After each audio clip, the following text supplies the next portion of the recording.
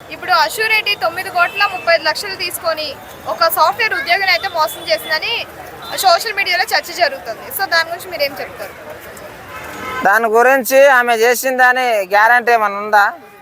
ఏమైనా ప్రూఫ్లు తెస్తారా? ప్రూఫ్లు తెచ్చినా కూడా సజ్జనార్ సారు నెలకోసారి ప్రెస్ మీట్ పెట్టి ఇట్లా ఆన్లైన్ మోసాలు చేస్తారు, ఇంకోటి అమ్మాయిలు ట్రాప్ చేస్తారు, అబ్బాయిలు ట్రాప్ చేస్తారు అని చెప్పేసి 100 సార్లు మొత్తుకుంటే నా వెనకలు కూడా వచ్చిపోయినాయి. ఆయన చెప్పింది అసలు వినరు.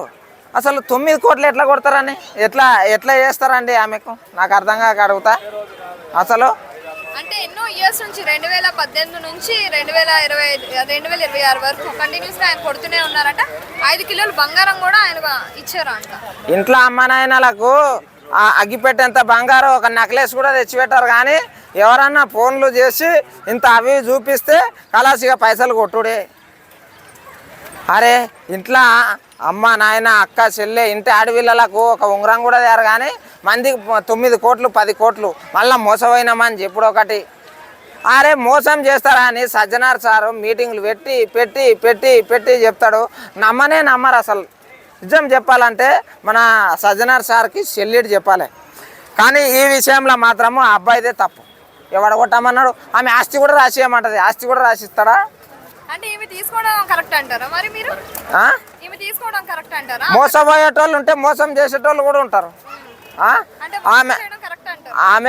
ఆమె డబ్బులు అడిగిందంటే నీకు ఆ మాత్రం ఆలోచన లేదా?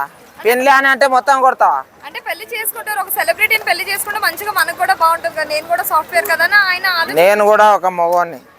ఒకటి చెప్తున్నా, బయట ఎవరన్నా లేడీస్ పరిచయం అయ్యి ఒక 4 నెలలు బాగా చాటింగ్ చేస్తే నాకు పెళ్ళి అయిందమ్మా అని చెప్తా. పెళ్ళి కాకముందు ఇట్లా పరిచయం అయితే పైసలు ఇట్లా కొట్టమన్నది అనుకో, ఈమె ఏదో ప్లాన్ చేస్తున్నాను ఒకసారి కొన్ని పైసలు పెడతా, తర్వాత మాత్రం మళ్ళీ అడిగింది అనుకో ఇడిచిపెడతా. గంతే. ఇట్లా చేయాలి. కానీ పోయి పైసలు అడిగితే 9 కోట్ల అవే పైసలు ఇట్లా వెళ్ళి ఎవరికైనా లేని వాళ్ళకి పెడితే అన్నదానాలు పెట్టుకుంటారు. ఏమైనా ట్రస్ట్లకు ఇస్తే లేకపోతే ఏదన్నా అనాథాశ్రమాలకు ఇస్తే మంచిగా బతుకుతారు. అరే గట్లా చేయాలి. ఇప్పుడు నా పైసలు తీసుకున్నది అంటే ఎట్లా? మోసపోయింది నీవు. నిజం చెప్పాలంటే ఎప్పుడే కానీ మోసపోయేటోళ్ళు ఉంటేనే మోసం చేస్తారు. ఆమెది కూడా తప్పే. ఆమె చేసింది బరాబర్ తప్పు. కాకపోతే ఒకటి మాత్రం చెప్తానా, ఆమెది ఎంత తప్పు ఉందో డబల్ తప్పు ఆంది కూడా ఉంది. ఎవరంట అంతే. బాయ్. అంటే ఇప్పుడు ఆ అబ్బాయి నమ్మారు కదా, ఇప్పుడు ఆ అమ్మాయిని పెళ్లి చేసుకుంటా అని చెప్పి ఆ అమ్మాయి చెప్పింది. సో అందువల్ల నమ్మి ఈ రోజు ఇలా మోసపోవడం అనేది. అవ్వండి పెళ్లి చేసుకుంటా అంటది. రేపే ఫస్ట్ నైట్ కూడా అంటది. ఇప్పుడు పెళ్లి కాగానే రేపే ఫస్ట్ నైట్ అంటది. తాళి కట్టగానే రాత్రికే ఫస్ట్ నైట్ అంటది. నీ ఆస్తులు మొత్తం రాయి అంటది. రాస్తావా నువ్వు? ఆ మాత్రం ఆలోచన చేయొద్దా? నమస్తే. Yes, this is true.